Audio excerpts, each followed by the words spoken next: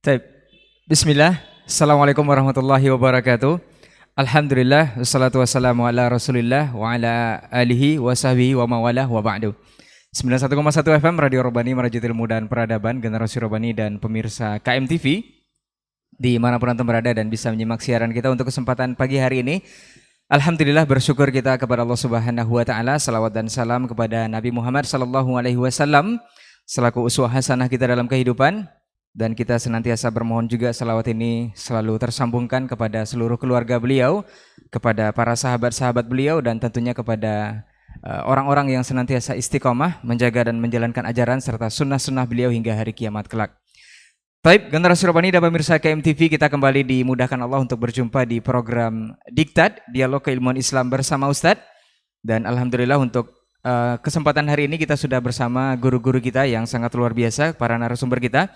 Dan kita akan membahas sebuah judul atau bahasan yang kita beri tema, yaitu publish bukan vonis.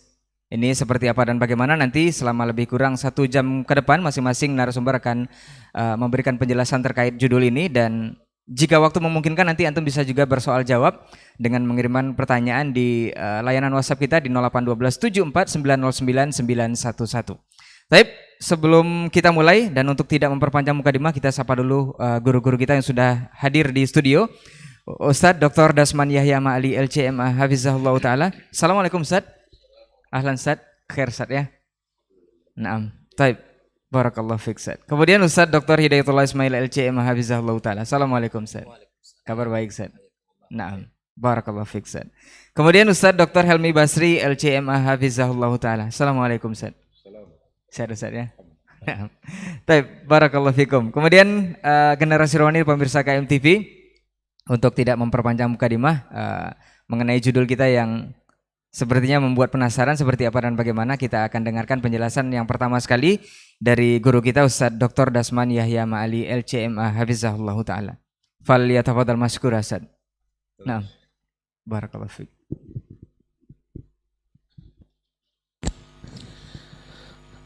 Bismillahirrahmanirrahim. Assalamualaikum warahmatullahi wabarakatuh.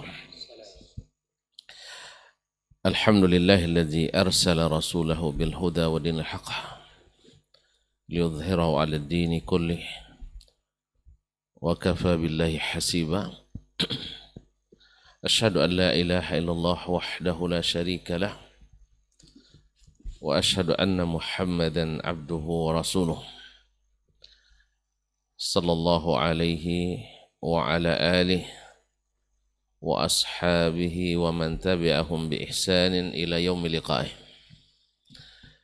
Amma ba'du, fa usi nafsi wa iyyakum wa iyyakunna bi taqwallahi azza wa jal, fa innahu qad fazal muttaqun. Ya ayyuhalladzina amanu taqullaha haqqa tuqatih wa la tamutunna illa wa antum muslimun.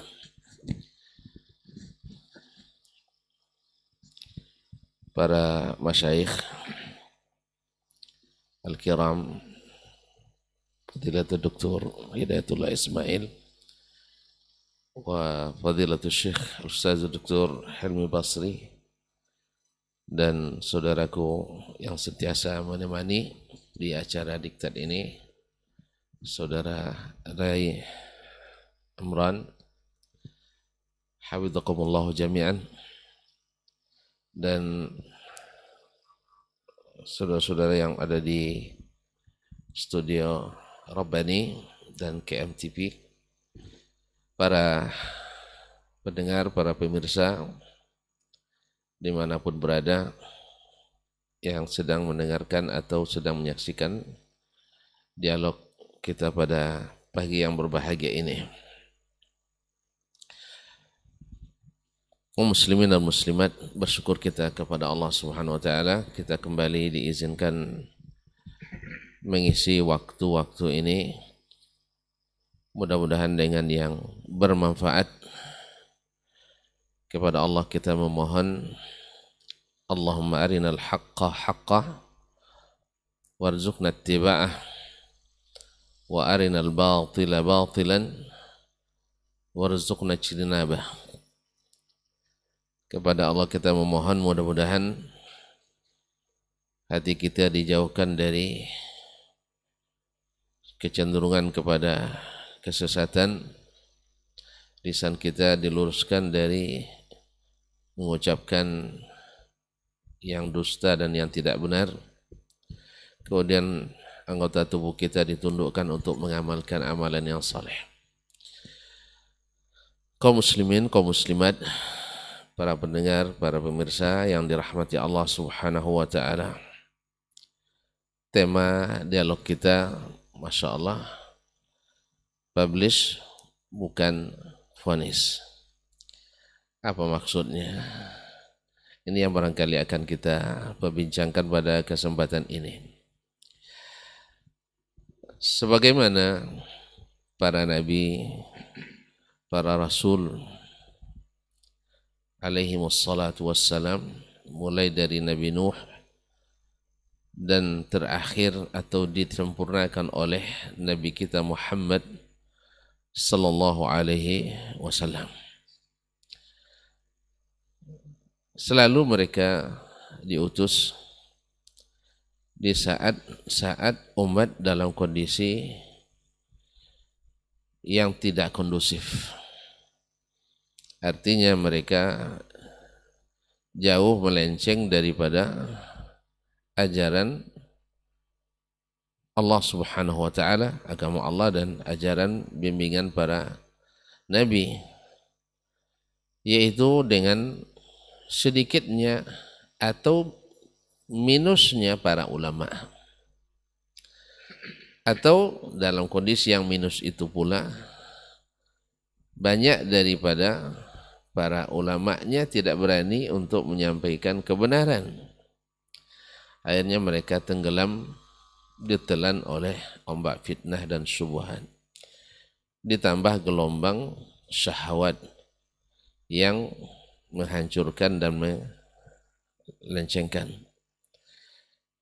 Dan di saat itu para nabi dan rasul diutus oleh Allah Subhanahu wa taala untuk mengembalikan, menghidupkan kembali syariat atau sistem yang dikehendaki Allah Subhanahu wa taala. Karena Allah lah yang menciptakan alam raya ini dan dialah yang berhak mengaturnya. Dia yang telah menjadikannya dan dialah yang lebih mengetahui apa yang terbaik untuk mengatur sistemnya. Namun di saat manusia telah jauh dari ajaran dan terkikis dari hatinya iman, mereka tidak langsung percaya kepada para utusan. Sehingga para utusan itu pada umumnya dituduh dengan tuduhan yang bermacam-macam. Mulai daripada tuduhan mengatakan mereka atau merendahkan mereka dan agamanya, atau hendak membuat kerusakan di atas permukaan bumi, atau hendak menguasai atau menumpangkan kekuasaan yang ada dan akan mengambil alih kekuasaan yang sudah ada ini dan seterusnya. Di lain pihak mereka juga mengatakan bahwa para nabi dan rasul ini ingin mengatakan mereka saja yang benar, yang lain semuanya keliru dan salah. Kalau bahasa sekarangnya haram semua, katanya serba haram semua, serba bid'ah semua.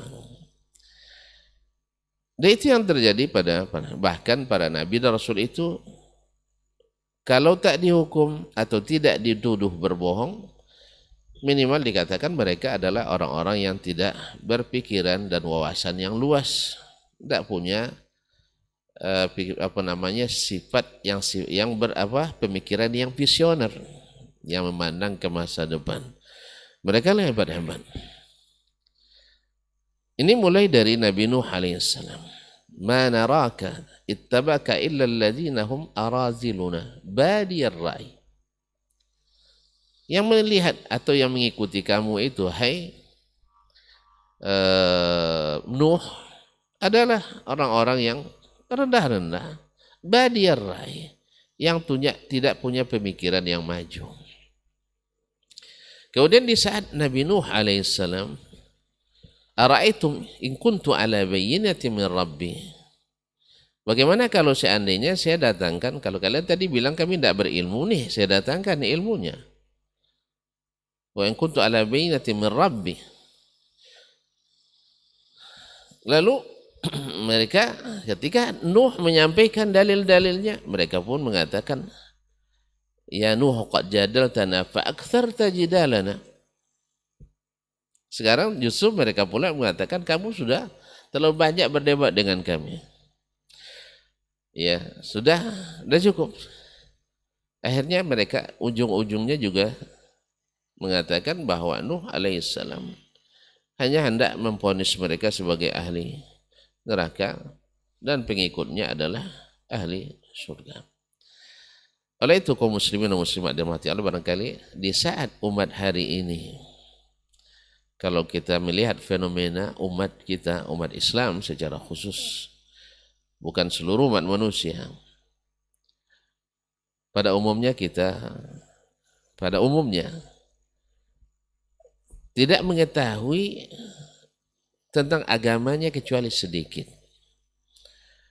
Dan yang sedikit ini pun diketahui bukan dengan dasar ilmu yang dipelajari sejak kecil, tetapi adalah berdasarkan apa yang dilihat dan dicontoh begitu saja dari amalan turun-temurun, keyakinan turun-temurun. Maka ditambah lagi dengan terpecah belahnya umat dalam banyak golongan dan aliran. Sebab di saat masing-masing mengambil jalan, ya tidak lagi di atas jalan yang utama yang digariskan, pasti akan bermacam-macam aliran yang timbul. Ibaratnya sungai kalau diikuti terus jalan yang satu ini, mereka tak bercerai-berai, tapi ada yang ingin mengambil jalan pintas dengan alasan di sini lebih dekat dan sebagainya. Maka kaum muslimin dan muslimat dirahmati Allah SWT, kewajiban sadai hari ini, kewajiban ulama hari ini semakin berat dan kompleks, dan juga kadang-kadang menimbulkan kompleks di antara kita masyarakat. Misalnya di saat kita menjelaskan Nabi SAW menyebutkan iftaraqatil yahudu ala 71 firqah waftaraqatil nasara ala 72 firqah wa taftariqu hadhihi al-ummah ala 73 firqah kulluha fin nari illa wahidah. Umat ini akan terpecah belah menjadi 73, telah umat Yahudi terpecah menjadi 71 golongan aliran. Nasrani terpecah menjadi 72 golongan atau aliran. Dan umat Islam akan terpecah belah menjadi 73 golongan. Lalu Nabi SAW mengatakan kulluha finnar, semuanya masuk neraka illa wahidah, kecuali satu. Subhanallah, ini kan di saat hadis ini kita sampaikan, dan hadis ini juga setiap golongan Islam menyampaikan. Itu kecuali kita menyampaikan, yang lain yang tidak sepaham dengan kita menyampaikan, semua menyampaikan. Sampai hadis wa inna kulla bid'atin dhalalah wa kulla dhalalatin, semuanya menyampaikan. Iyyakum wa muhdatsatil umur, semua menyampaikan, semua. Cuma semuanya dengan bersih dan pemahaman masing-masing. Nah, di saat menyampaikan ini, semua masuk neraka. Ini seolah-olah kita memvonis bahwa selain kita adalah neraka, dan kita mesti masuk surga. Nah ini yang mesti kita dudukkan kaum muslimin dan muslimah dirahmati Allah. Ketika datang nas-nas seperti ini dan yang semacamnya, kita hanya mempublish, menyampaikan dalam rangka menyampaikan nasihat kepada umat. Karena apa? Karena kalau kita tidak sampaikan kita merugi. Ya. Innal insana lafi khusrin illa alladziina amanu wa amilus salihat. Kecuali orang beriman dan amal saleh. Cukup enggak? Beriman dan beramal saja itu belum cukup membuat kita menjadi orang yang tidak merugi. Sampai kita tawasau bil haqq.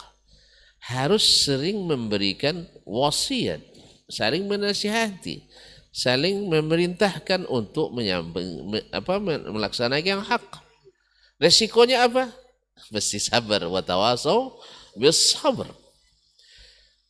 Nah, oleh itu sebahagian umat dini sepanjang masa melihat kita menyampaikan kebenaran menurut kita yang menurut dia ada bukan kebenaran, maka seolah-olah kita dikatakannya telah memvonis selain kita sebagai orang yang semuanya salah.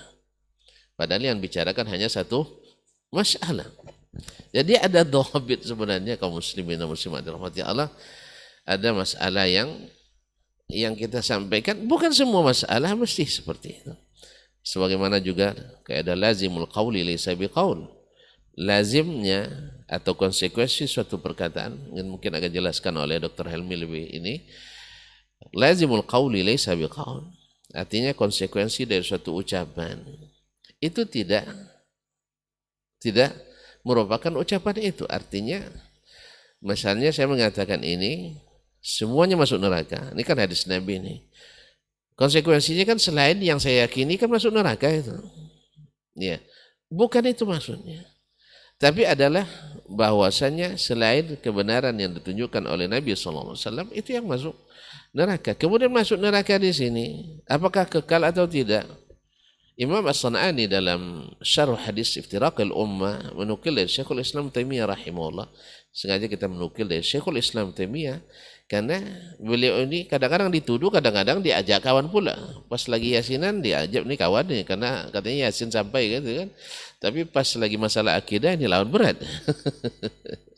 Allah musta'an.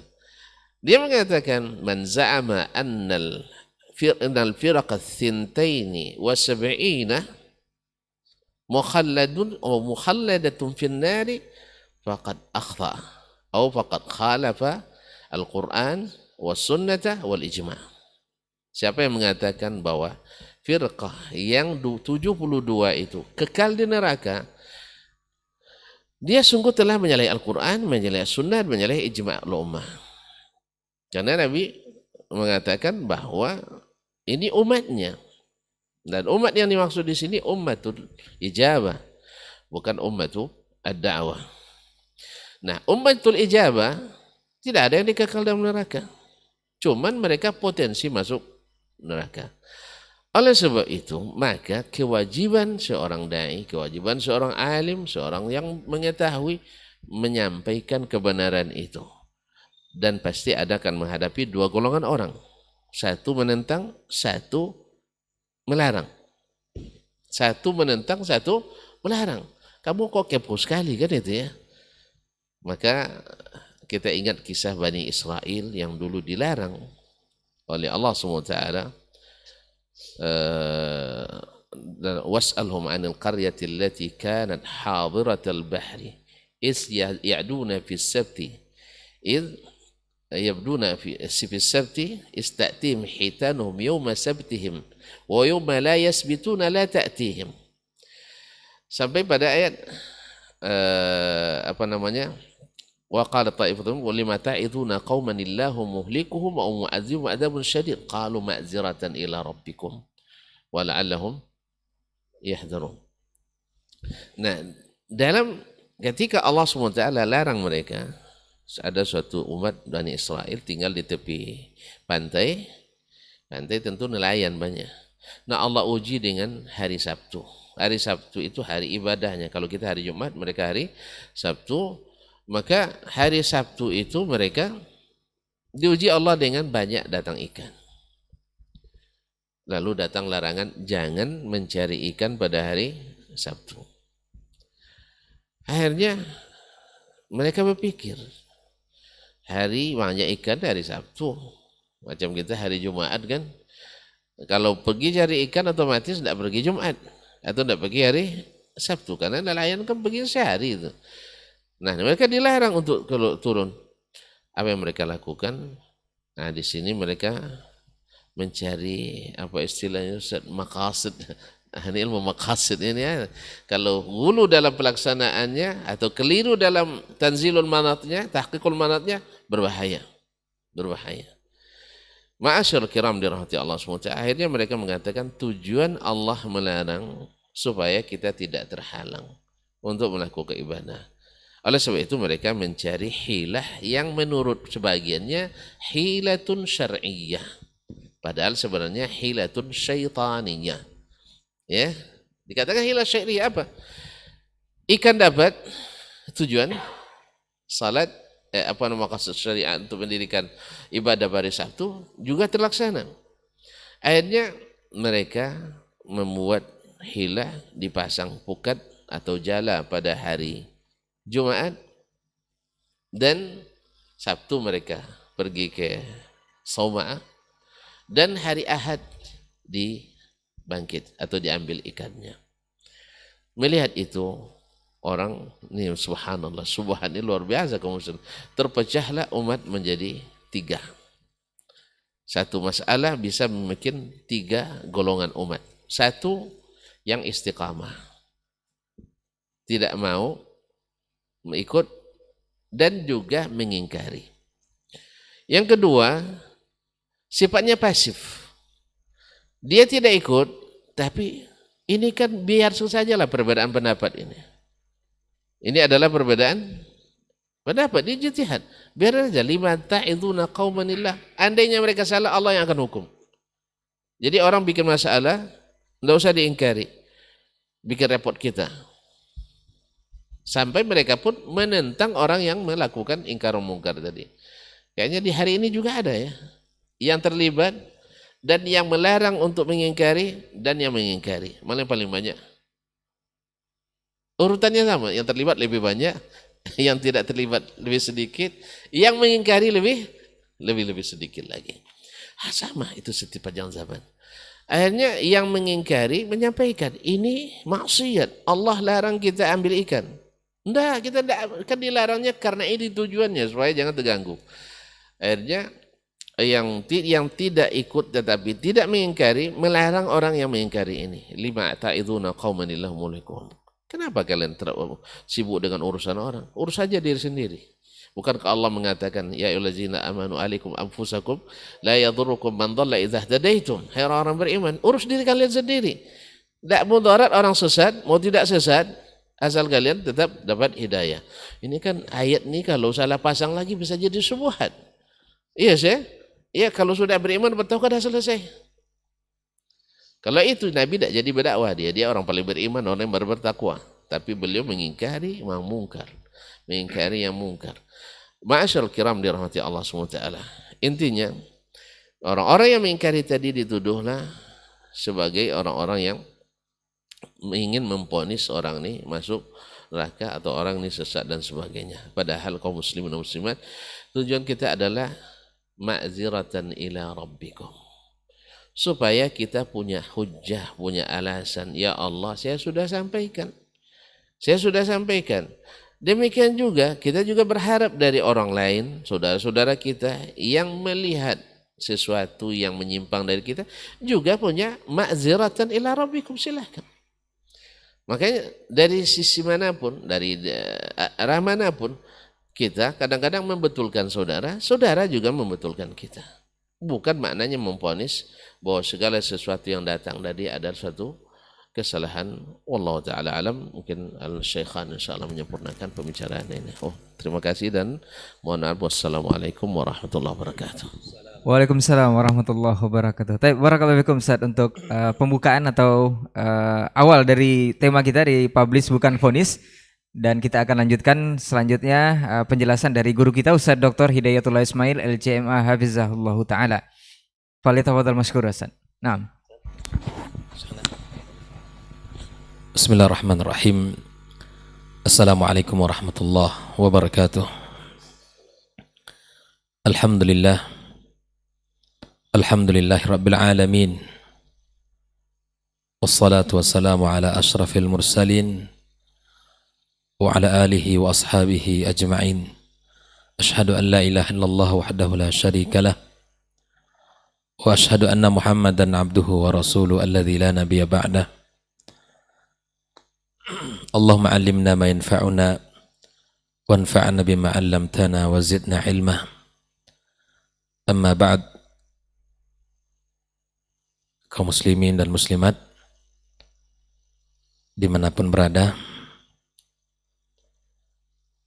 para guru kita yang kita muliakan, Dr. Ibn Basri hafizahullah ta'ala, dan guru kita Dr. Dasman Yahya Ma'ali Al-CMA hafizahullah ta'ala wara'ah, saudara Rai dan seluruh tim yang mengawal kegiatan kita. Dan alhamdulillah kita pagi yang sangat indah ini kita dikumpulkan Allah dalam majelis yang mulia ini, kajian yang dibungkus dengan nama diktat, yang mudah-mudahan ini menjadi manfaat bagi umat dan bagi siapapun yang mengikutinya, terutama para penyampai dan pemberi ilmu. Mudah-mudahan selalu dibimbing Allah Subhanahu wa taala dan dijaga olehnya agar senantiasa berjalan di atas agama yang mulia dan di atas sunnah nabinya sallallahu alaihi wasallam. Tema yang kita angkat pagi ini adalah Publish Bukan Vonis. Masya Allah, tadi guru kita Dr. Dasman telah memberi kita banyak pelajaran, inspirasi tentang sebuah perjalanan dakwah Nabi kita sallallahu alaihi wasallam dan dakwah para nabi secara umum, bahwa memang tugas mereka adalah menyampaikan, memberikan peringatan, mengarahkan. Dan itu sudah pasti bahwa di jalan kebaikan akan ada rintangan dan cobaan. Tibalah saatnya saya untuk mencoba untuk membahas, melanjutkan dari apa yang guru kita sampaikan tadi. Saya ingin melihat kepada surat Al-Ghashiyah, yang mana Allah Subhanahu wa taala telah sampaikan tentang sebuah tugas Nabi kita sallallahu alaihi wasallam. Fadzakir innama anta mudzakir. Inilah tugas Nabi SAW dan tugas yang mengikuti Nabi alaihi salatu wassalam, yaitu mengingatkan. Al-balagh, in alaika illa al-balagh. Tugas kita kecuali hanya menyampaikan. Tugas kita adalah memberikan peringatan. Tugas kita menebarkan agama yang mulia ini, menyampaikan yang hak dan memberikan peringatan terhadap yang batil. Bukankah umat ini Allah muliakan dengan sebutan kuntum khaira ummatin ukhrijat linnas ta'muruna bil ma'ruf wa tanhauna 'anil munkar,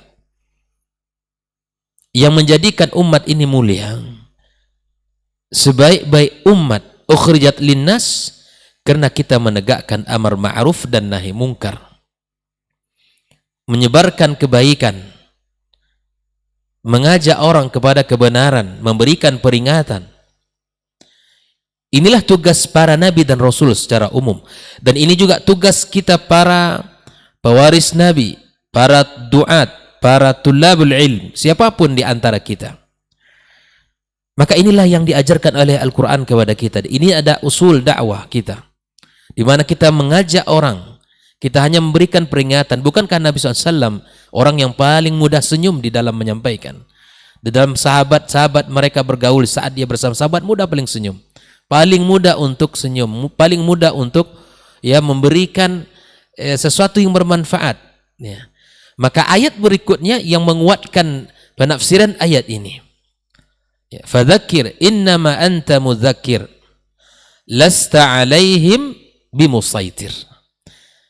Kita tidak memaksa mereka, kita tidak menguasai hati mereka, kita tidak memiliki kekuatan untuk bisa mengarahkan mereka harus bersikap begini, enggak. Tapi tugas kita mempublish peringatan, memberikan penjelasan, memberikan ingatan kepada manusia agar kita semua adalah berada di atas hak, berada di atas agama yang benar. Dan ini merupakan pelajaran yang mahal untuk kita dari Nabi kita sallallahu alaihi wasallam dan dari ayat yang mulia. Kita tidak memiliki kuasa atas hati orang. Innaka la tahdi man ahbabta walakinnallaha yahdi man yasha. Tidak mungkin kita akan bisa memaksa orang untuk bisa berpegang dengan hal ini. Karena hidayah itu di tangan Allah Azza wa Jalla. Sebagaimana Nabi kita sallallahu alaihi wasallam mengatakan bahwa qulubuna, hati kita ini, baina asabi'ir rahman. Allah yang membolak-balikkan hati ini. Allah yang membuat dia mudah untuk menerima. Allah juga yang membuat dia untuk tidak bisa. Karena ketika dia menempuh jalan kebaikan, dia cari, walladzina jahadu fina lanahdiyannahum subulana. Orang yang bersungguh-sungguh, orang yang serius untuk mencari kebenaran, bukan pembenaran, maka Allah berikan kepadanya jalan hidayah kepadanya. Maka kita sebagai para tulabul ilm, para ustadz, para pengajar, semuanya kita harus mengingat ayat ini. Fadzakir innama anta mudzakir lasta alaihim bimusaitir. Kamu tidak memiliki kuasa kecuali hanya sultan al-hujjah, bahwa kita hanya menyampaikan saja, kita tidak bisa memvonis orang. Dan ini juga sebuah pelajaran. Saya teringat dengan sebuah hadis Nabi sallallahu alaihi wasallam. Ada sebuah hadis di mana dari sahabat Nabi yang mulia Abdullah al-Bajali, ketika ada seseorang disampaikan Allah maghfir lahu, maka dia mengatakan la ghafarallahu lahu. Maka Allah Subhanahu wa taala mengatakan, mengutus Jibril mengatakan, man dzal ladzi yata'alla alayya alla aghfira fulan. Ketika ada orang doakan semoga Allah ampuni dia, lalu ada yang mengatakan la ghafarallahu lahu, Allah Subhanahu wa taala mengatakan man dzal ladzi yuqri man dzal ladzi yata'alla alayya alla aghfira fulan faghafartu lahu ahbatu amalak. Subhanallah. Jadi ini adalah sebuah pelajaran. Siapa orang yang memastikan, yang bersumpah atas namaku, yang tidak aku ampuni fulan dan aku gugurkan segala amalmu. Maka subhanallah, dari hadis ini ada pelajaran yang sangat mahal untuk kita. Yang pertama, kita di dalam menyampaikan kebenaran tidak sesuai, dalam menyampaikan kebenaran di mana kita tidak boleh menvonis orang, engkau tidak diampunkan Allah, engkau tidak akan masuk surga, engkau tidak akan mendapatkan rahmat Allah. Tidak mungkin ini kita katakan. Jangan dituduhkan kepada yang mendakwahkan, yang menyampaikan hadis-hadis yang mungkin dari sisi kebiasaan masyarakat mungkin bertentangan dan mungkin menjadi sesuatu yang sangat sulit untuk diterima. Maka sesungguhnya yang menyampaikan bukanlah memvonis engkau tidak masuk surga, engkau tidak mendapatkan ampun Allah. Tidak. Kita telah mendapatkan dari hadis ini bahwa kita tidak boleh mengatakan sesuatu yang itu tugas Allah tabaraka wa taala. Ini pelajaran mahal untuk kita. Yang kedua, di mana juga kita tidak boleh merendahkan orang yang sedang terkubur dalam maksiat atau terjatuh dalam kubang maksiat. Kita tidak boleh merendahkan orang. Kita tidak boleh menganggap dia akan ahli nar. dia akan kekal dalam neraka. Tidak mungkin itu kita katakan. Dan tidak boleh kita katakan. Karena Nabi telah mengatakan dalam hadis yang lain bahwa betapa ada orang dari awal kehidupannya, ya, amalan dia itu amalan surga, bahkan tidak ada jarak antara dia dengan surga kecuali sejengkal. Hanya kematian yang menghalangi dia. Mati masuk surga. Tapi ternyata, ya, mengerjakan amal ahlun nar, maka ditutup usianya dengan amalan ahlun nar, fadakhalan nar. Betapa ada orang yang di awal-awal perjalanan hidup, ya, terjerumus kepada kubang kemaksiatan. Banyak dosa yang dilakukan, banyak pelanggaran yang ia lakukan, banyak maksiat yang dikerjakan. Tapi kemudian subhanallah, karena hati ini di tangan Allah Azza wa Jalla, maka Allah berikan hidayah bahwa tidak ada jarak antara dengan neraka kecuali sejengkal. Tapi kemudian Allah Subhanahu wa taala berikan kepadanya hidayah, Allah berikan kepadanya petunjuk, maka kemudian dia ternyata mati di atas agama yang mulia dan masuk surga Allah Subhanahu wa taala. Maka kita tidak boleh mengatakan bahwa tidak boleh kita merendahkan siapapun di antara umat ini yang sedang di dalam melakukan maksiat. Kita hanya berdoa kepada Allah Azza wa Jalla. Seburuk apapun kondisi dan keadaan orang, maka tetap kita berharap Allah Subhanahu wa taala memberikan hidayah kepadanya. Kita boleh memberikan peringatan, tapi kita tidak boleh menvonis. Seperti kisah qatil mi'ah, ya Ustaz, ya? Qatil mi'ah.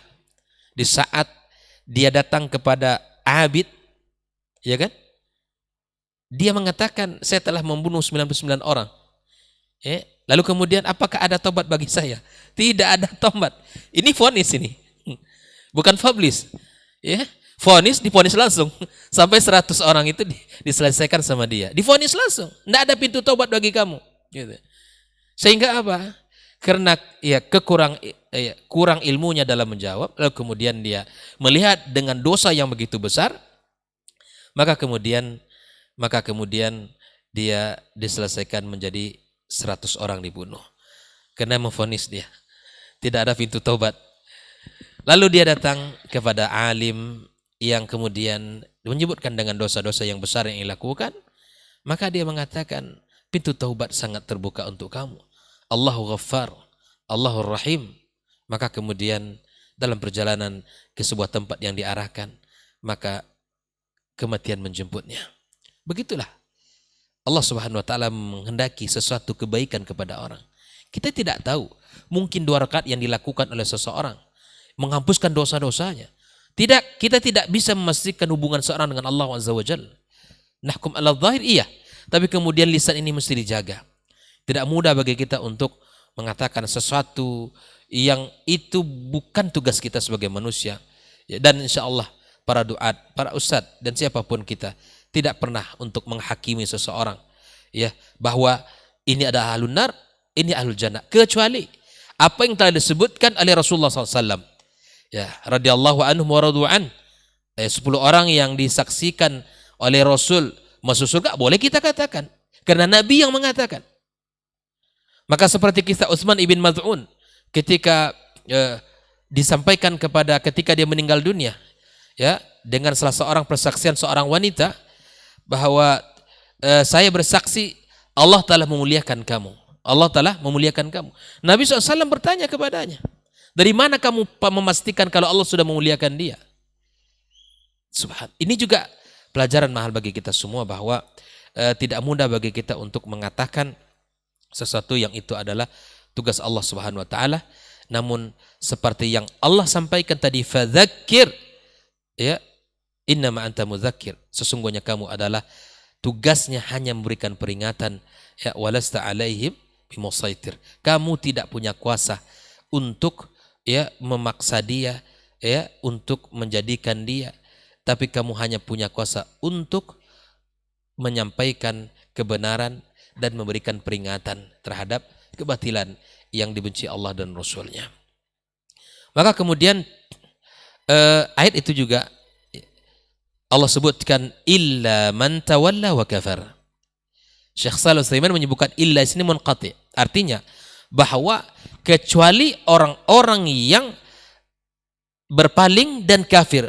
Urusan sama siapa? Urusan sama Allah, bukan urusan sama Muhammad sallallahu alaihi wasallam. Jadi orang yang tidak mau menerima hidayah, diingatkan tentang bid'ah, diingatkan tentang hal yang haram, tapi tetap dilakukan. Ya sudah, para dai, para ustadz nggak perlu bersedih, nggak perlu bersedih hati, nggak perlu dibawa itu ke dalam diri sehingga nggak mau lagi, ya, nggak mau lagi untuk berdakwah. Tidak perlu, ya.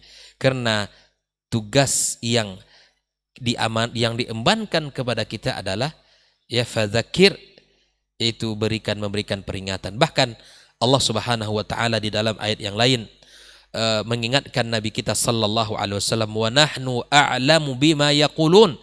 Kami yang lebih tahu Muhammad terhadap apa yang mereka hinakan kepada kamu. Kami yang tahu.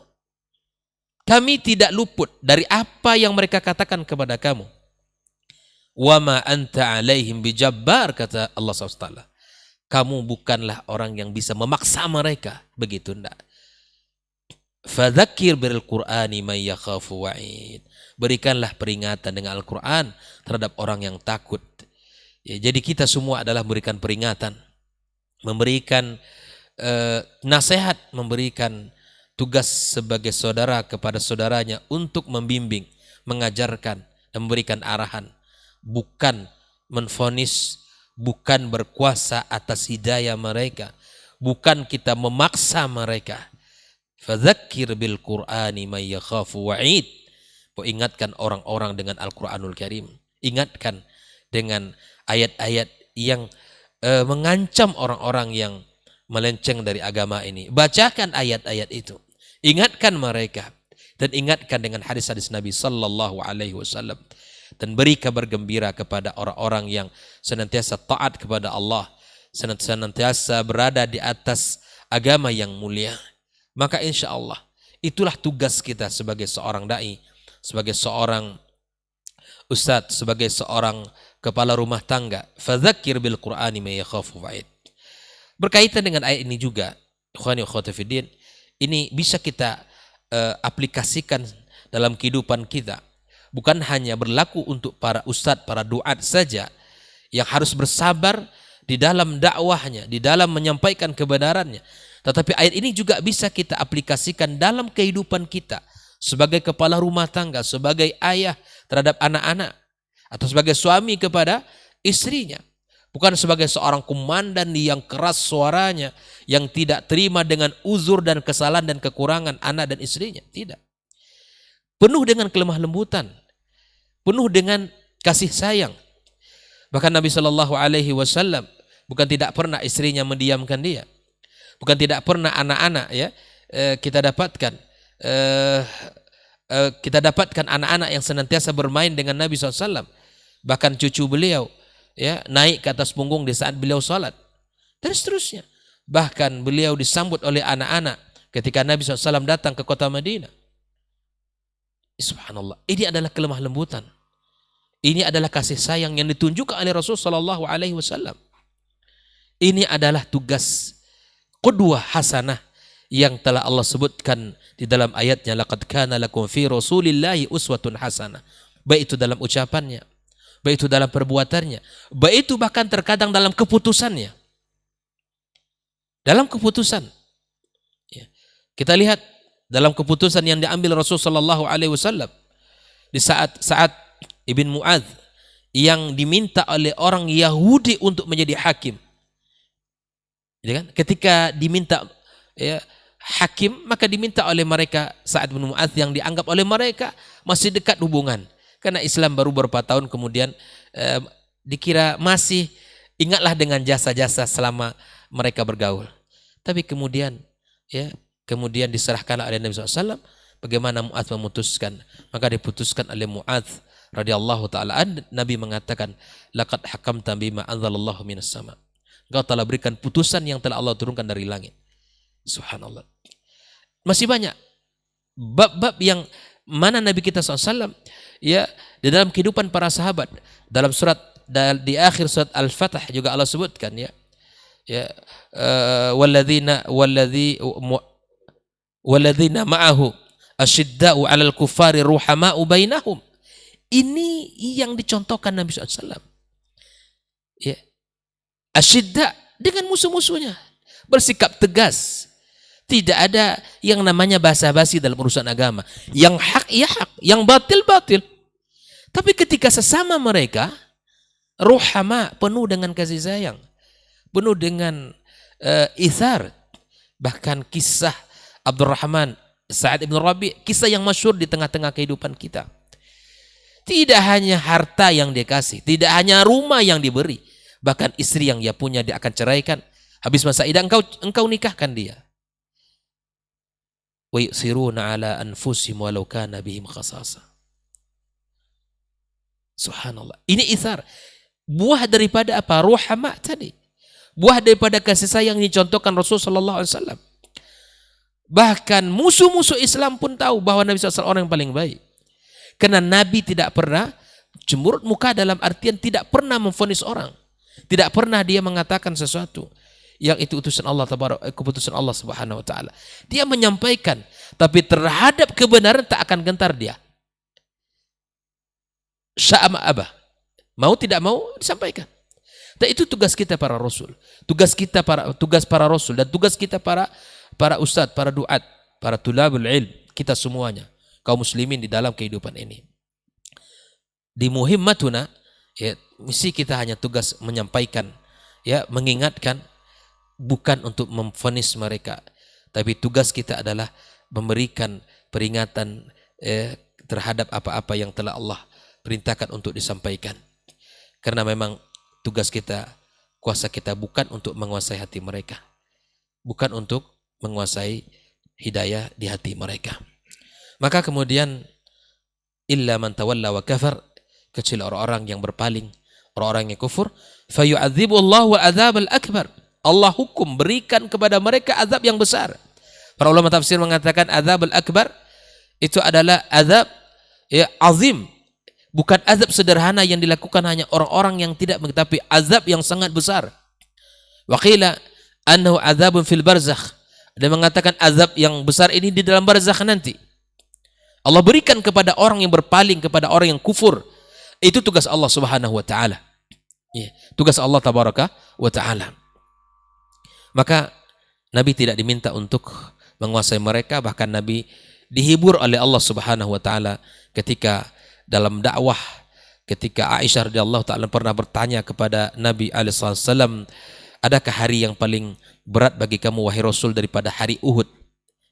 Kisah yang pertanyaan yang terjadi dari Aisyah radhiyallahu taala anha. Karena Nabi sangat bersedih dengan kekalahan kaum muslimin dan meninggalnya Hamzah, ya, di saat perang Uhud. Maka Nabi mengingatkan sebuah peristiwa, ya, sebuah peristiwa yang telah terjadi di masa yang lampau. Kata dia, ada peristiwa yang sangat membuat saya paling bersedih di dalam kehidupan, yaitu di saat saya mendatangi Ahli Taif. Ketika aku berharap di situ mereka menerima dakwah ini, ketika aku sampaikan mereka dengan senang hati menerima dakwah ini, tapi kemudian aku diusir, kemudian aku dilempari, bahkan oleh sufaha, oleh orang-orang yang tidak berakal, mereka pun ikut, ya, melempari Rasulullah SAW, sampai Nabi didatangi oleh malaikat menawarkan kepadanya tentang apa yang mereka lakukan itu dibalas dengan diangkat 2 bukit besar ditimpakan kepada mereka. Tapi lihatlah Nabi SAW, karena Nabi faham dengan kondisi, tugasnya hanya menyampaikan, tidak memvonis mereka, tidak membenci mereka. Maka ucapan indah dari lisan beliau, inni la arjullah, aku berharap kepada Allah, ayukhrija min aslabihim, agar Allah keluarkan dari tulang sulbi mereka anak keturunan ya'budullah wa la yusyriku bihi syai'a, orang-orang yang beribadah kepada Allah Subhanahu wa taala, bukan orang-orang yang mensyirikkan Allah azza wa jalla. Maka kesabaran itu adalah bagian yang tidak boleh terlepas daripada kita menjalankan urusan dakwah ini. Kemudian Allah katakan, inna ilaina iyabahum thumma inna alaina hisabahum. Maka segala urusan yang kita lakukan di dunia ini akan berujung semuanya kepada Allah Subhanahu wa taala. Para duat yang mengajak kepada kebenaran, yang mengajak kepada kebaikan, maka akan menerima kebaikan insya Allah Subhanahu wa taala. Tapi kemudian ketika ada orang-orang yang tidak menerima dan terus berada di atas jalan keburukan, maka sungguh bagi Allah lah ya akan ada hisab untuk mereka. Kita tidak boleh mengatakan bahwa antum adalah ahlun nar, antum adalah ahlul jannah, boleh, kecuali memang berdasarkan nas-nas yang telah disampaikan oleh agama yang mulia ini. Al-Imam Qatadah mengatakan, ya inna ilaina iyabahum thumma inna alaina hisabahum, ay anna ilallahil iyab wa alaihil hisab. Kepada Allah kita kembali dan padanya akan ada perhitungan. Allah yang akan menghitung. Allah yang akan melihat apa yang dikerjakan. Mudah-mudahan tugas-tugas mulia para duat, para ustadz, para masyayikh, para siapapun ya yang mengajak kepada kebenaran, semoga Allah terima. Semoga Allah terima dan semoga Allah jadikan itu dalam timbangan kebaikannya. Karena akan sangat merugi orang-orang yang telah menyampaikan kebenaran, yang telah mengajak kepada kebaikan, lalu kemudian amal tidak diterima Allah Subhanahu wa taala. Terakhir saya akan katakan, dengan kemajuan teknologi ya, dengan adanya Facebook, Instagram, YouTube dan lain sebagainya, maka mari kita ambil fadzakir tadi. Mari kita ambil bagian dalam memberikan peringatan.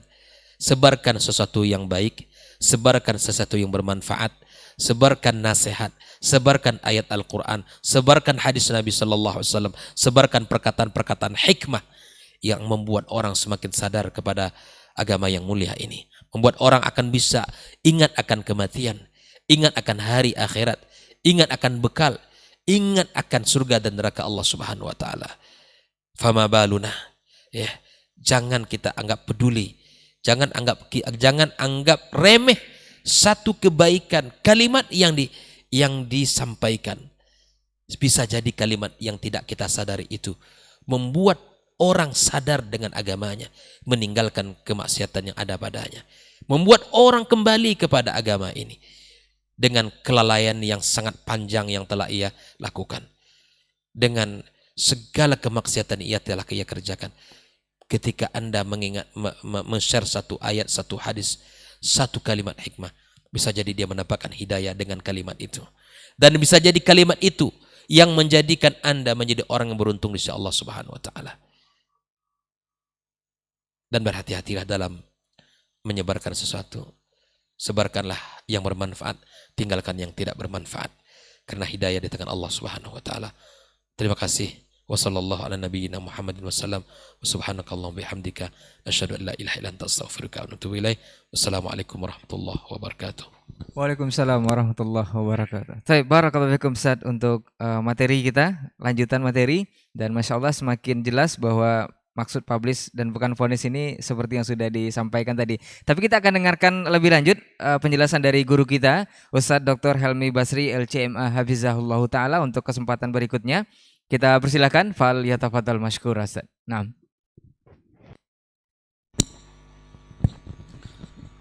Bismillahirrahmanirrahim. Assalamualaikum warahmatullahi wabarakatuh.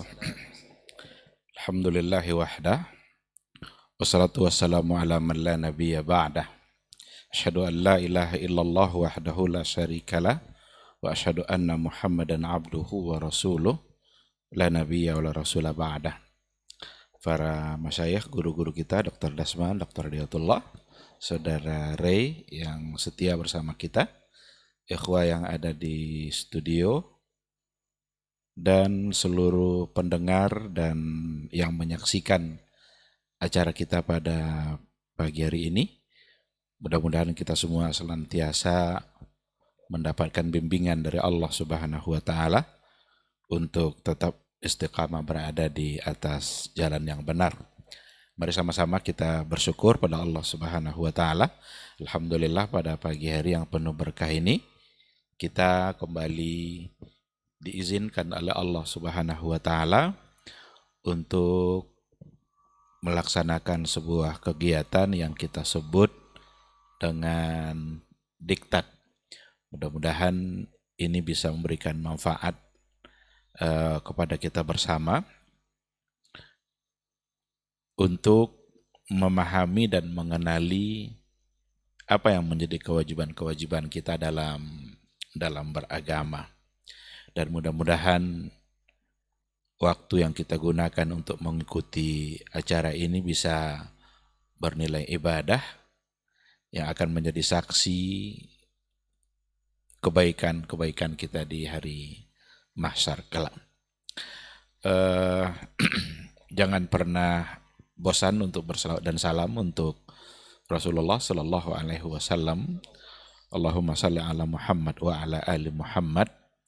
Sosok figur yang diutus oleh Allah Subhanahu wa taala untuk menyampaikan sebuah risalah, dan beliau telah mengorbankan segala-galanya untuk kesempurnaan risalah itu. Maka hendaknya dialah yang kita taati, dialah yang kita tauladani, dialah yang kita harus jadikan standar dan ukuran kebenaran untuk setiap sikap dan tindakan keseharian kita, baik af'al maupun akwal, baik dalam bentuk perbuatan ataupun dalam bentuk perkataan, sehingga standar kita jelas, ukurannya jelas, dan disitulah letak kebenaran itu. Mudah-mudahan kita semua di Yaumul Mahsyar bisa berbahagia dengan mendapatkan syafaat dari beliau.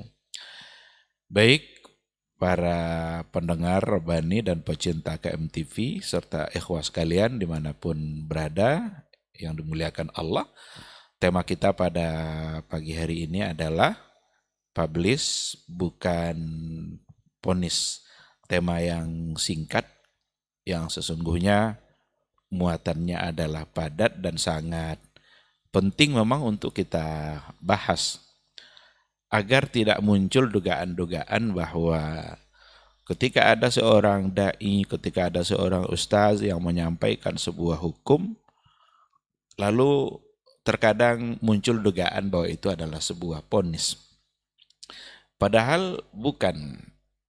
Seorang ustaz itu hanya menyampaikan apa yang telah pernah disampaikan oleh Rasulullah Sallallahu Alaihi Wasallam, dan apa yang telah pernah disampaikan juga oleh generasi-generasi sesudahnya. Jadi hanya mengikuti langkah mereka saja. Dan itu memang harus disampaikan. Ketika ada perbuatan-perbuatan yang kata Rasul itu akan berujung kepada kekufuran, maka harus disampaikan memang. Dan itu bukanlah sebagai ponis takfir. Takfir itu luar biasa berat tanggung jawabnya. Nggak boleh bermudah-mudah dalam persoalan takfir. Dan nggak boleh juga bermudah-mudah dalam menuduh orang memponis itu. Nah, saya kira untuk inilah tema ini bisa kita angkat. Kalau umpamanya kita mau ambil sebuah contoh, ketika Rasulullah Sallallahu Alaihi Wasallam mengatakan dalam sebuah hadisnya, man ata arrafan faqad kafara bima unzila ala Muhammad, gitu Ustaznya, atau faqad asyrak. Man ata arrafan, siapa yang mendatangi arraf. Arraf itu orang yang mengaku-ngaku tahu apa yang akan terjadi di masa yang akan datang. Wasaddaqahu, lalu yang mendatangi tadi membenarkan pula. Faqad kafara bima unzila ala Muhammad, sungguh dia telah kafir dengan apa yang telah dibawa oleh Muhammad sallallahu alaihi wasallam. Nah, sekarang ketika kita sampaikan umpamanya hadis itu, man ata arrafan, barang siapa yang mendatangi tukang tenung, paranormal, para dukun, ia benarkan, sungguh telah kafir. Apakah itu artinya sedang menghukum kafir semua orang-orang yang datang ke tukang tenung itu? Tentu tidak. Ini kan hukum umum yang datang dari Rasulullah Sallallahu Alaihi Wasallam. Ini bukan ponis, bukan ta'in, bukanlah untuk menyatakan setiap individu bahwa mereka telah kafir. Kenapa demikian? Karena mungkin yang datang itu belum pernah mengetahui hukum mendatanginya. Atau barangkali yang sudah datang itu mungkin salah dalam memahaminya. atau salah mendapatkan penjelasan dari mubalik yang lain, atau begini atau begitu, ada banyak alasan. Nah, oleh karena itu ketika ada hukum-hukum umum seperti yang ada pada hadis yang disampaikan, itu sesungguhnya bukanlah sebagai sebuah vonis. Nah, karena banyak orang yang nuduh-nuduh seperti itu, mudah kali untuk mengkafirkan orang, mudah kali untuk menghukum orang masuk neraka karena pelaku bid'ah. Hadisnya kan sudah jelas. Tapi itu bukan berarti vonis untuk semua mereka secara satu persatu individu mereka semua sudah dihukumkan sebagai masuk neraka. Tentu tidak itu maksudnya. Tapi jangan tidak disampaikan. Harus disampaikan bahwa sesungguhnya Rasul dulu menyampaikan begitu. Kita sebagai pengikutnya tentu harus juga menyampaikan. Oleh karena itu, yang perlu diperbaiki sebenarnya adalah perasaan kita. Jangan merasa bahwa ini si Ustadz ini sudah memvonis saya untuk masuk, jangan baperan duluan gitu kan. Ini berarti ini pelaku bid'ah masuk neraka. Kalau seandainya begini langsung masuk neraka. Padahal yang dibuat adalah baik. Sekali lagi, sikap kita. Maka yang penting sisi ini yang ingin saya coba angkat dalam tema kita pada pagi hari ini, karena sisi yang lain saya kira tadi sudah cukup luas dibahas. Bagaimana seharusnya mauqif kita amamal haq, sikap kita di hadapan al-haq itu seperti apa. Ada penjelasan yang sangat luas disampaikan oleh Syekh Muhammad bin Saleh Al-Munajjid tentang mauqifuna amamal haq. Sikap kita di hadapan al-haq itu seperti apa?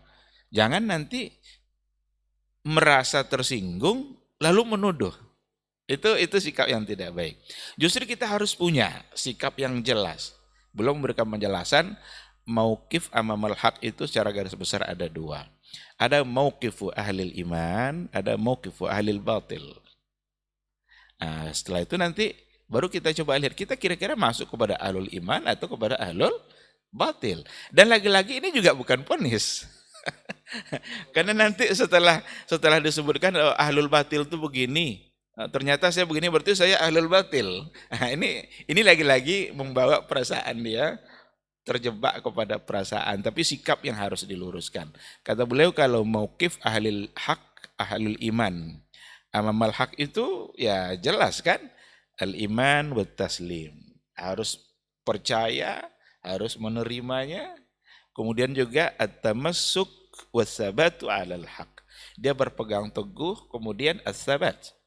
Konsisten dia, kokoh dia, tegak kokoh di atas al-haq. Tidak sekedar itu saja, mahabbatul haq. Dia cintai kebenaran itu, kemudian ad-da'watu ilaih. Dia mengajak kepada al-haq itu.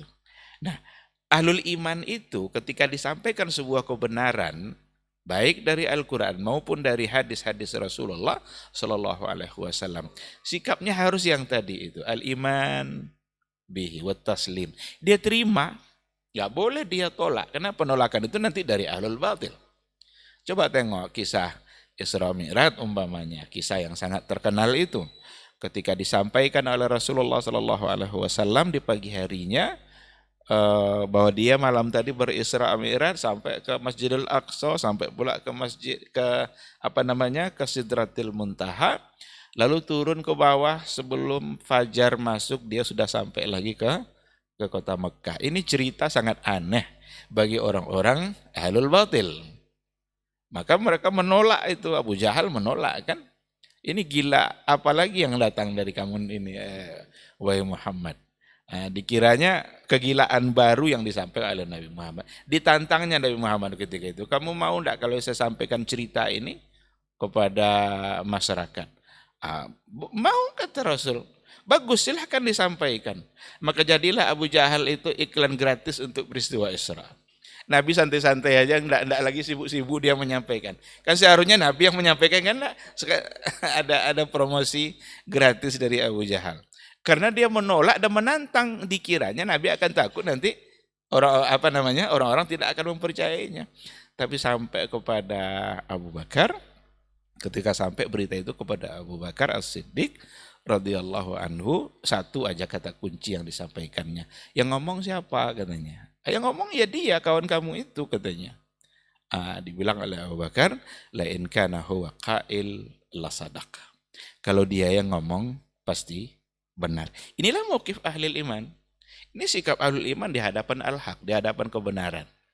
Apa yang disampaikan oleh Allah dalam Al-Quran, kita sebagai orang beriman, sami'na wa ata'na.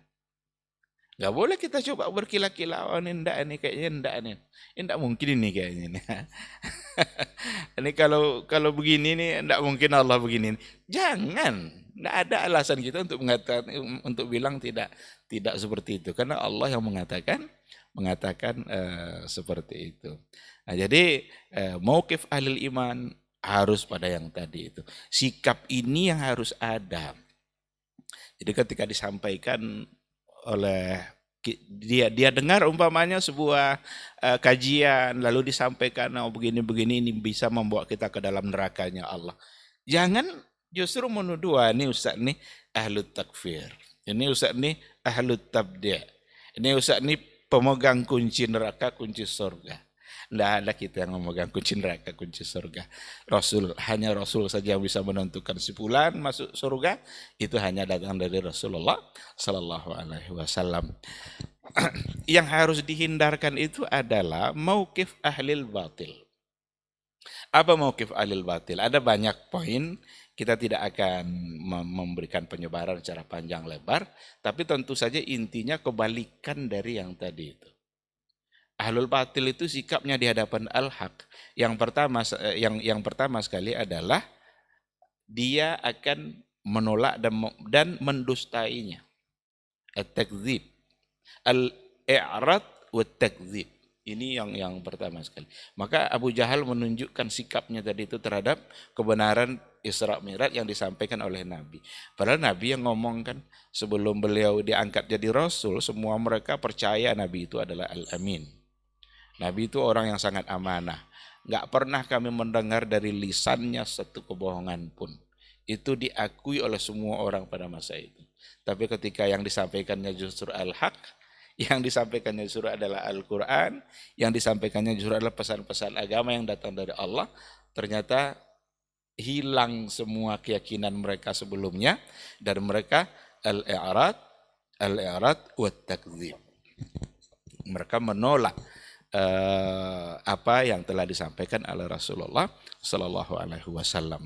Ada dari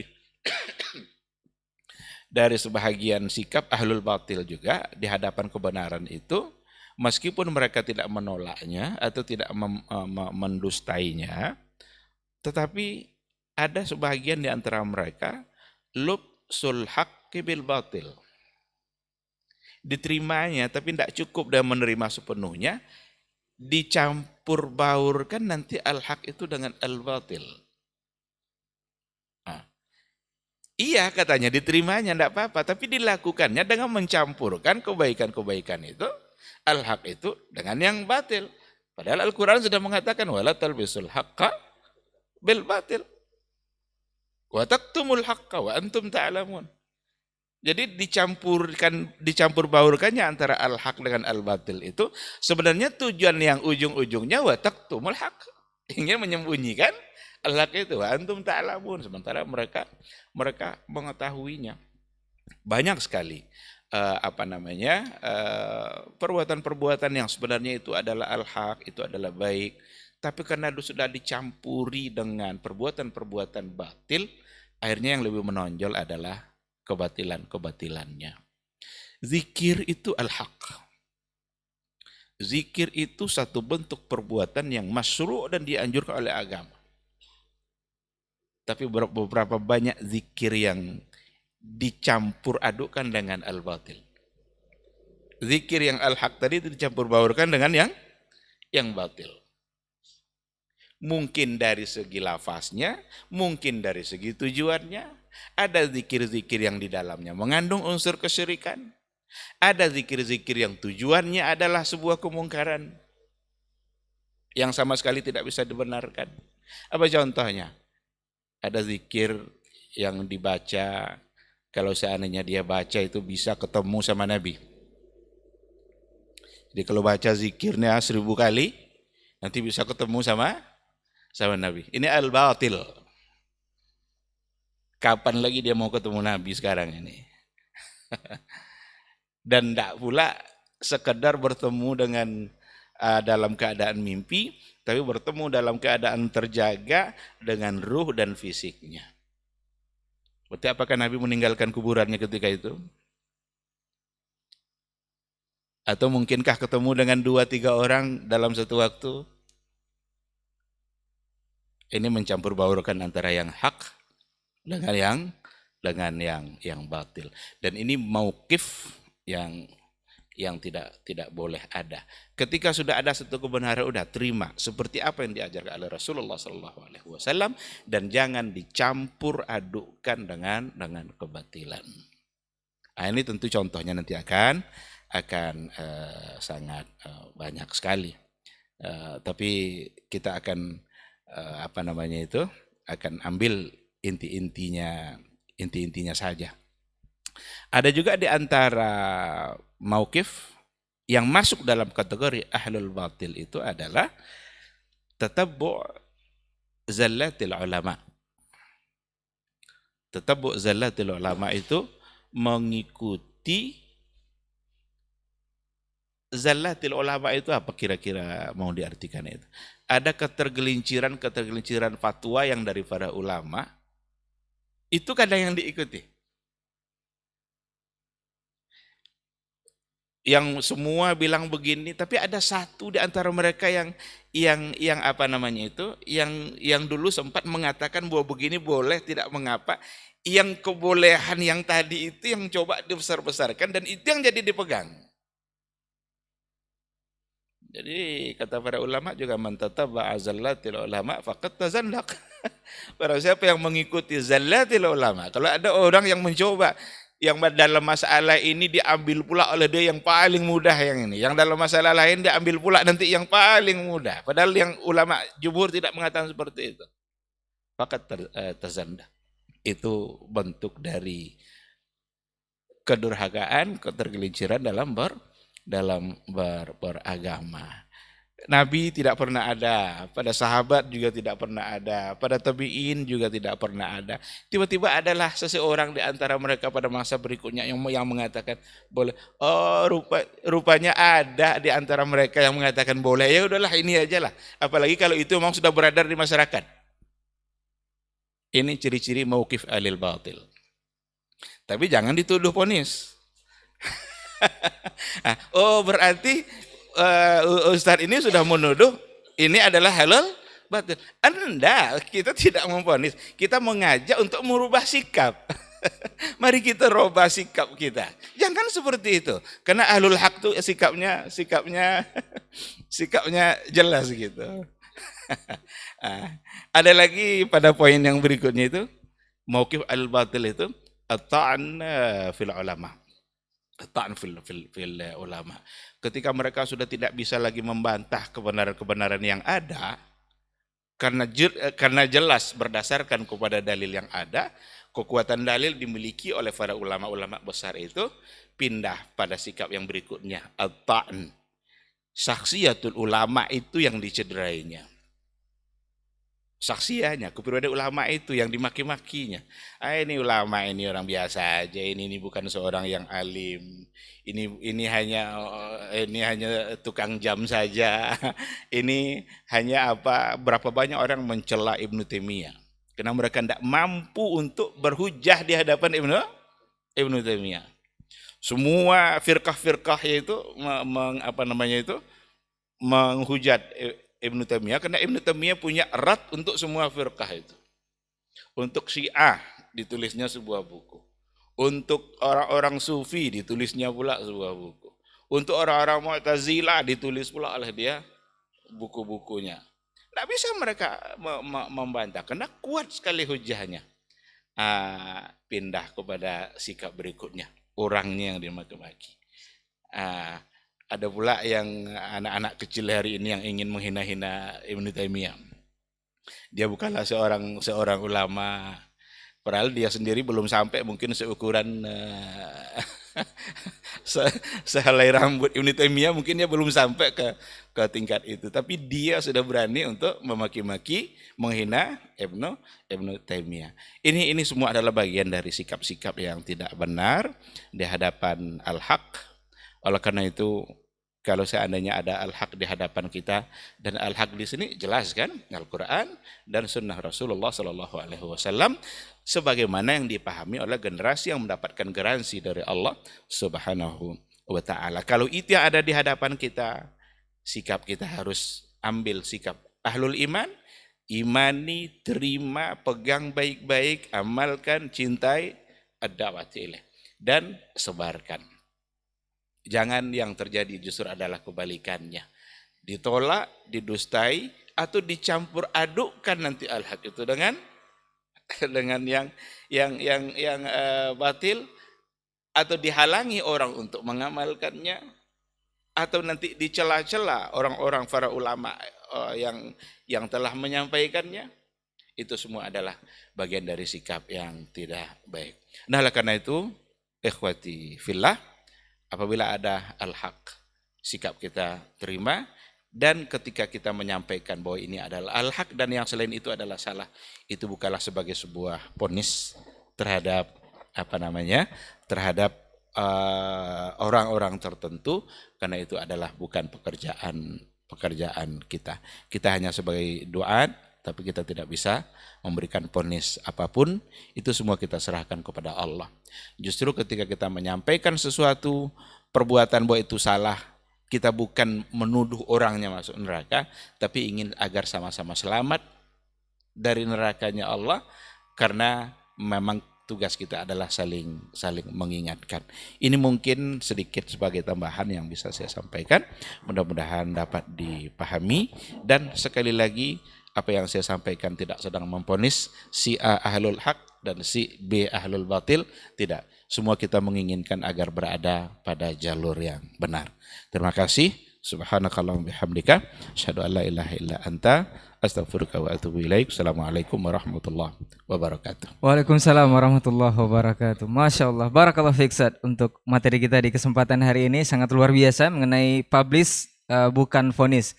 Sudah jelas bahwa publish ini adalah mungkin untuk kita yang mengetahui kebenaran secara hak dari Al-Quran dan Sunnah serta pemahaman para sahabat.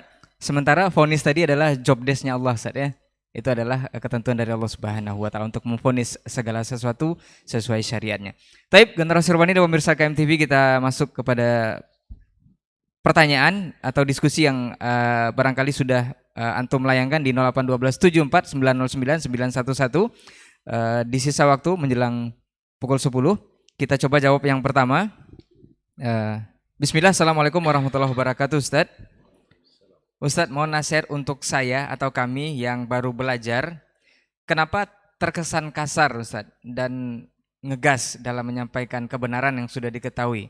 Apakah kami salah majelis, salah guru, atau salah ilmu Ustadz? Bukankah ada cara atau ilmu dalam hal menyampaikan kebenaran ini Ustadz? Atau ada syarat menyampaikan kebenaran adalah orang yang berilmu juga, supaya kami tidak tertuduh sebagai memvonis atau punisher Ustaz? Bukankah kami hanya menyampaikan kebenaran melalui Al-Quran dan Sunnah juga? Nah, baik Ustaz.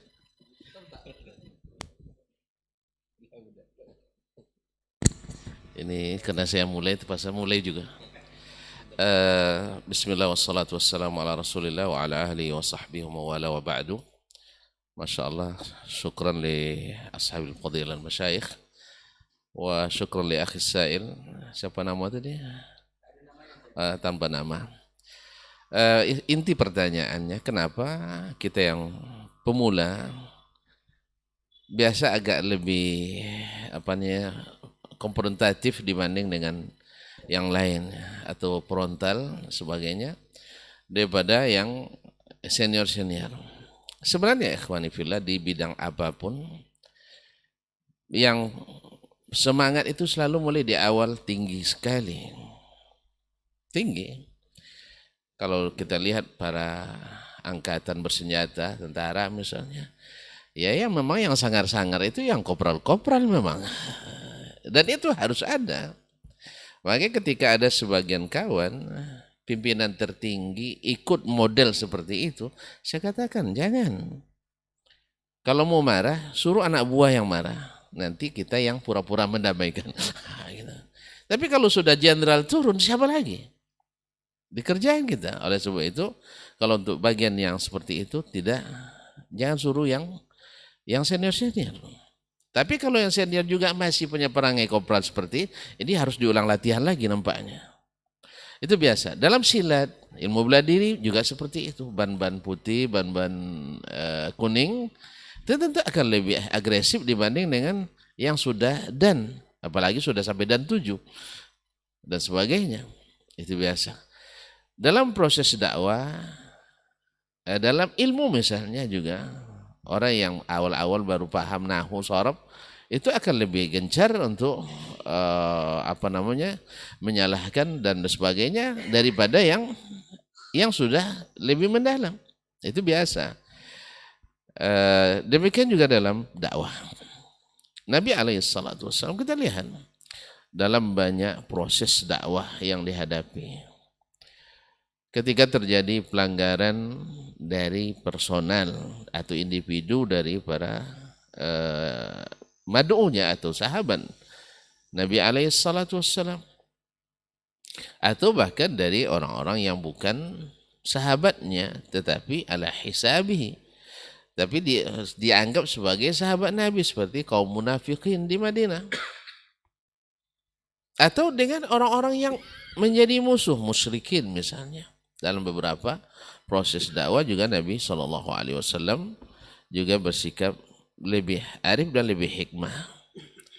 Sebagai contoh, ketika terjadi perjanjian Hudaybiyah misalnya, perjanjian Hudaybiyah, dalam perjanjian itu salah satu klausulnya bahwa Nabi SAW harus balik ke Madinah, padahal sudah sampai lebih kurang 60 kilo lagi menuju Mekah dari jarak 400 lebih. Nah, sahabat, di antara sahabat ada yang tidak mau terima ini, tidak mau terima. Tapi Nabi SAW menenangkannya, seperti Umar tidak mau terima. Kalau kita gampur saja mereka, kita kan punya kekuatan. Tidak. Nabi SAW tidak mengatakan tidak. Ketika ditulis dalam perjanjian, ditulis oleh Ali bin Abi Thalib awalnya Muhammad Rasulullah, Urwah bin Mas'ud Ats-Tsaqafi mengatakan, kalau kamu Rasulullah tidak ada lagi kita berperang katanya. Tidak ada lagi. Kalau kami akui sebagai Rasulullah, kami tidak percaya kamu itu Rasulullah. Mereka percaya sama Allah tapi tidak percaya pada Muhammad SAW sebagai utusan Allah. Akhirnya suruh hapus. Juga sahabat tak mau terima yang ini. Tapi Nabi SAW, saya tetap Rasulullah sekalipun tidak ditulis oleh mereka dan sekalipun tidak diimani oleh mereka sebagai Rasulullah.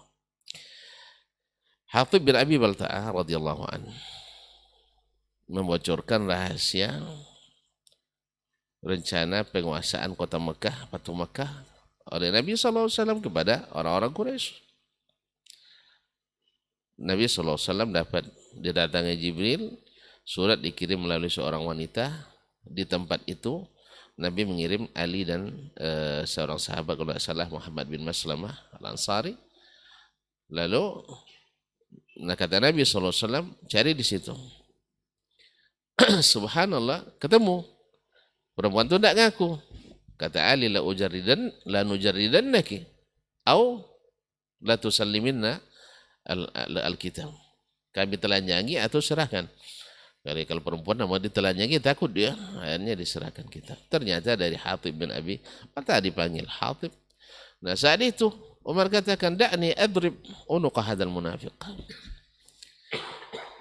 Nah, biarkan saya penggal leher orang munafik ini ya Rasulullah. Nabi SAW tidak. La'allallahu tala'a ala qulubi ahli Badr. Innahu yuhibbullah wa rasuluh. Allah SWT sudah tahu hati-hati orang yang ikut perang Badar. Wa inna Hatiban min ahli Badr. Allah katakan, i'malu ma syi'tum qad ghafartu faqad ghafartu lakum. Kepada ahli Badar Allah katakan, kalian berbuatlah sesuka kalian, saya sudah ampuni. Artinya bukan maksudnya buat sesuka tanggal syariat, tidak. Artinya apapun Allah sudah ridha pada mereka. Dan Allah sudah pasti Allah tundukkan mereka untuk mengamalkan yang diridai Allah.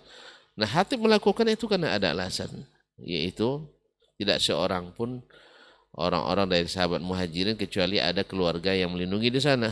Harta benda saya tidak, saya ingin mengambil hati orang Quraisy untuk menjaga keluarga saya. Akhirnya kaum muslimin dan muslimat, Nabi juga bersikap lemah lembut. Jadi oleh sebab itu, kepada nasihat saya kepada saudara-saudaraku yang mungkin sangat bersemangat, sangat bersemangat, semangat itu tidak ada salah, tapi harus dikontrol, harus dipertimbangkan.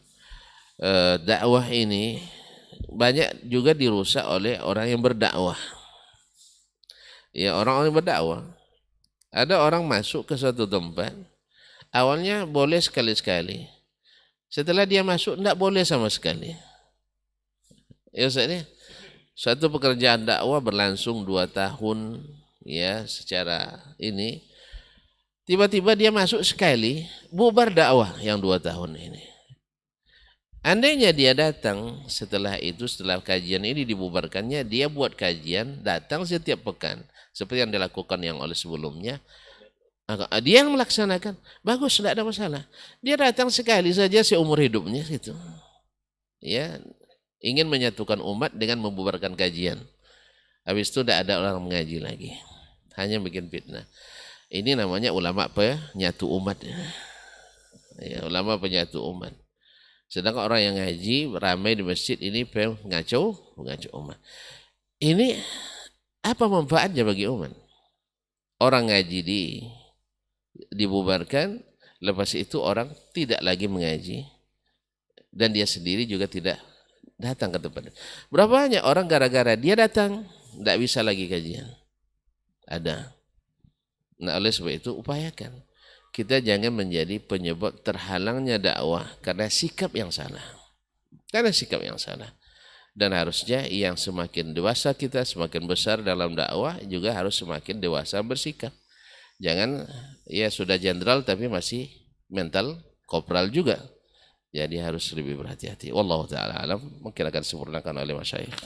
Tips. Jazakallah khair Ustaz untuk jawabannya. Ada tambahan Ustaz? Nah Ustaz. Fadal. Bismillah, terima kasih guru kita Dr. Asman. Ada poin penting yang juga kita ingat ya, oleh siapapun dia, bahwa kita ini adalah berdakwah kepada Allah SWT. Ini yang harus diluruskan, ini yang harus kita ingat sama-sama. Ad-da'watu ilallah, ya.